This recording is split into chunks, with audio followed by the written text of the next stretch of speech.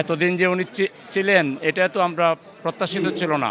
জুলাই বিপ্লবের পরপরই ফ্যাসিবাদের এক্সটেনশন হিসেবে তার আরও আগে যাওয়া দরকার ছিল। কিন্তু বিএনপি এই ক্ষেত্রে আমরা বলবো যারা রাষ্ট্র চালাচ্ছেন তারা সঠিকভাবে রাষ্ট্রের কোথায় কাকে বসাতে হবে এটা বুঝতে ব্যর্থ হয়েছিলেন। আমরা যেটা অনেক আগে বলেছিলাম এখন তারা বাধ্য হয়েছেন, পরিস্থিতি নাগালের বাইরে চলে যাচ্ছে দেখে এখন প্রেসিডেন্টকে সরিয়ে দিচ্ছেন, যেটা দেশের জন্য খুবই উদ্বেগজনক। যে রাষ্ট্রনায়ক যারা হবেন, দেশ যারা চালাবেন, তারা যদি সঠিক কাজটা সঠিক সময়ে না করতে পারেন রাষ্ট্রের বড় ধরনের যে কোনো ক্ষতি হয়ে যেতে পারে। এরপরও উনি বিদায় নিচ্ছেন, এটাকে ওয়েলকাম জানাই।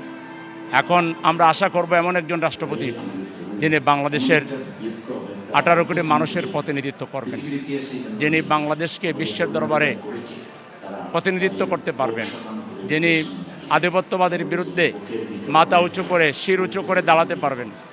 আমরা সেরকম একজন রাষ্ট্রপতি দেখতে চাই।